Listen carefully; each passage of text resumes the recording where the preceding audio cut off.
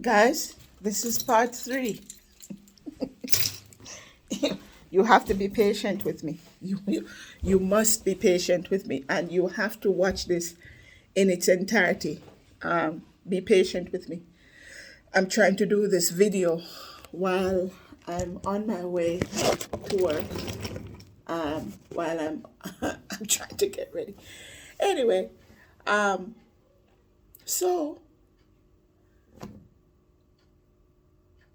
where was I in the dream? I think I was at the point where he held my hand and he wanted to take me away with him somewhere. But I said to him, hold on, I have to go home and I have to complete some chores. I had some things that I had to complete, which is I had to do the dishes. I remember saying, I have to do the dishes. And he came with me at my home and he sat in the living room.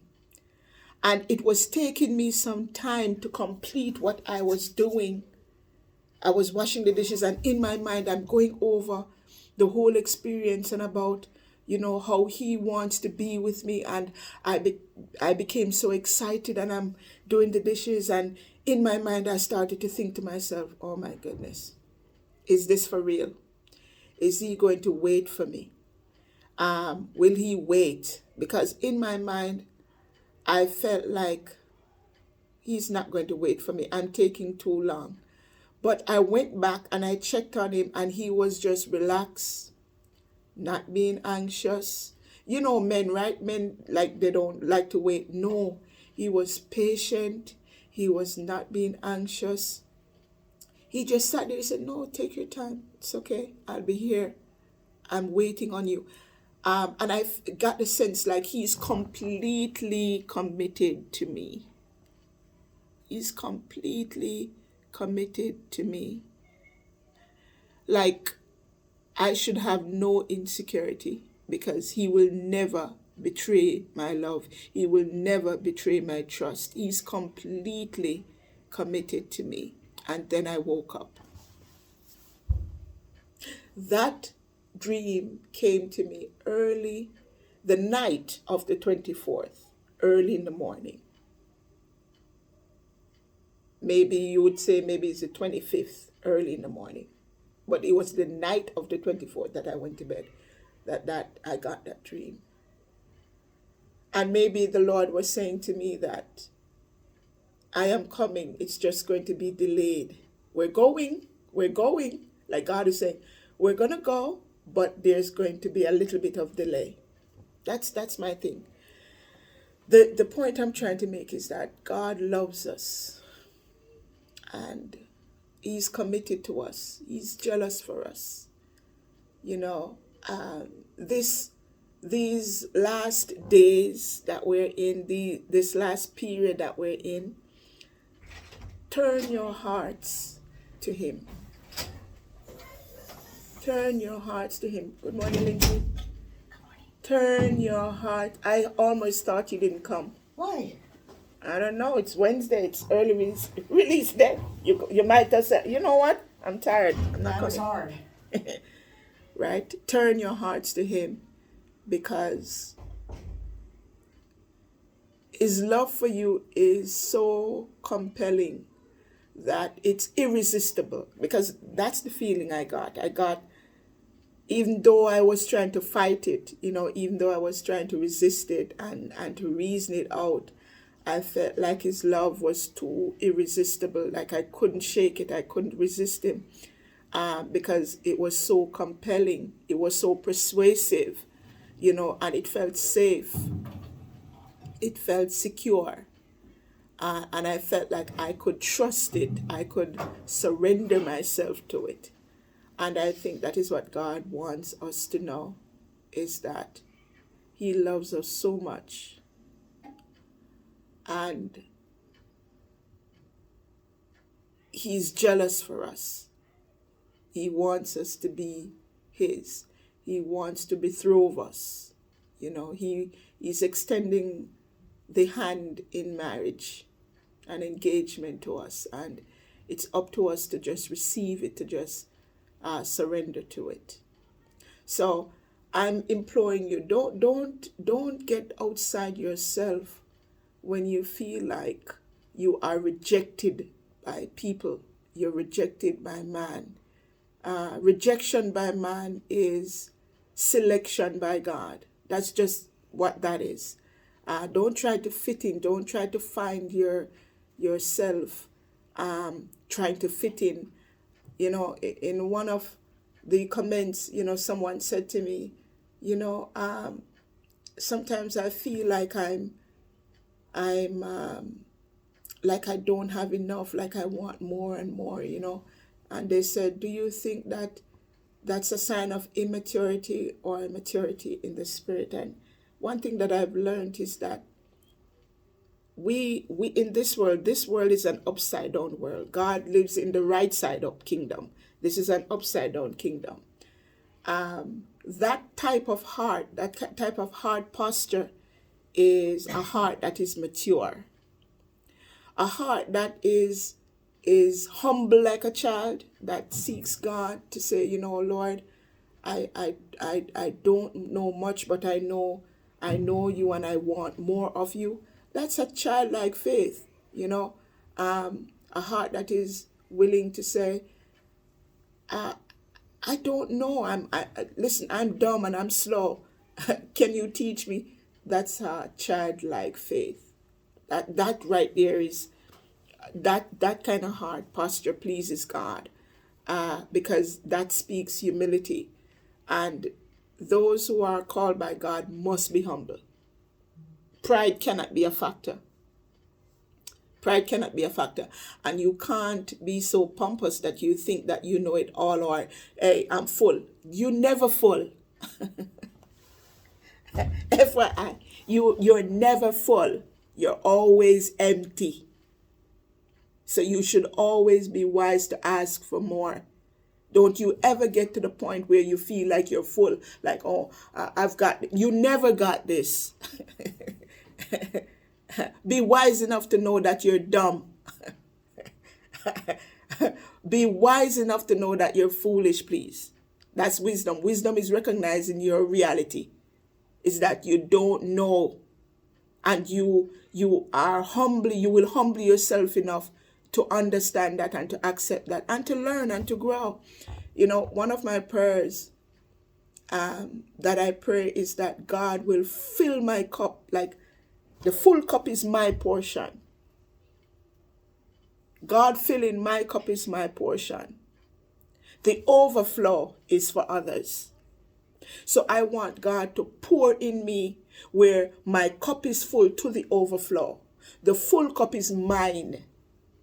I am not sharing my full cup with anybody.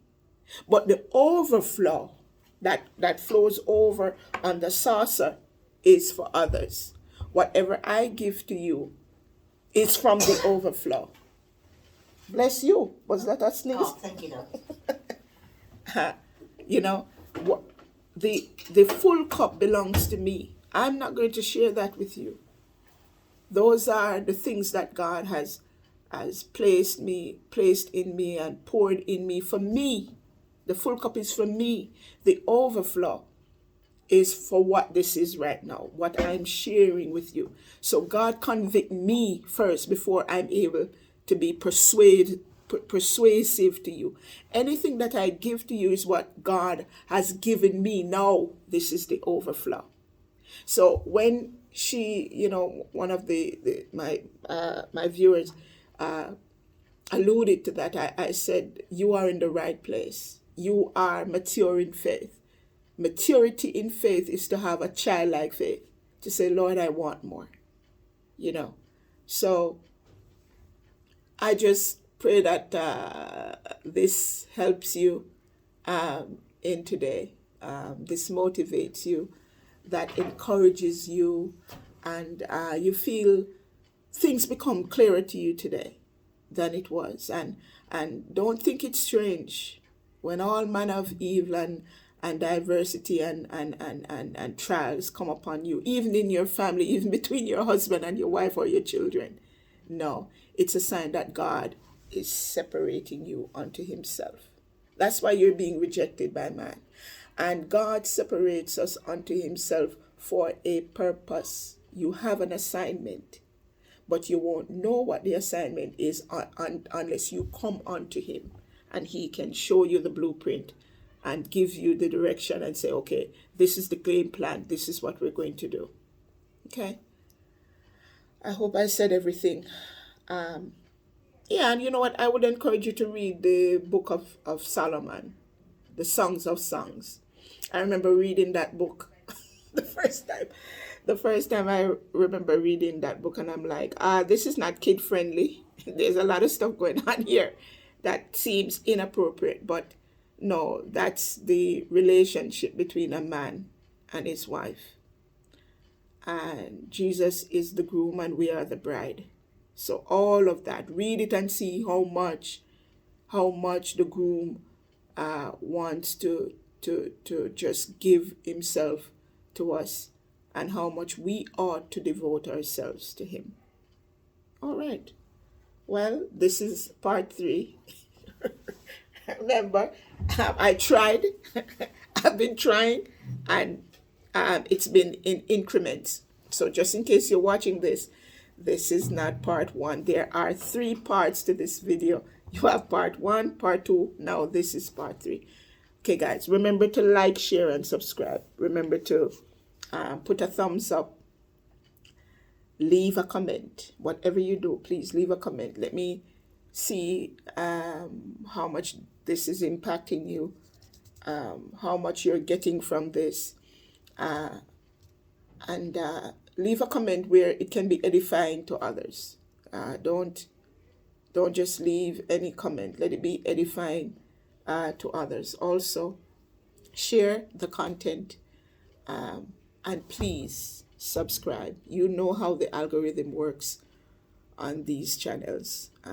It takes for subscription, it takes for commenting, it takes for sharing, and it takes for so the thumbs up, the commenting, the subscription, and what's the other one? I think there are 4, but you know what I'm saying. You know what I'm saying. Like, share, subscribe, comment. Like, share, subscribe, comment. There we go. 4. Like, share, subscribe, comment. Yeah, there we go. And yeah, the rapture is still on. Don't be sleeping. Don't be caught sleeping. And even if you fell asleep, please make sure that you have oil, a little more oil in my lamp. Keep it burning. You know, this morning I woke up and for those who are Jamaicans, I woke up to this song by the Grace Thrillers. It's an old song.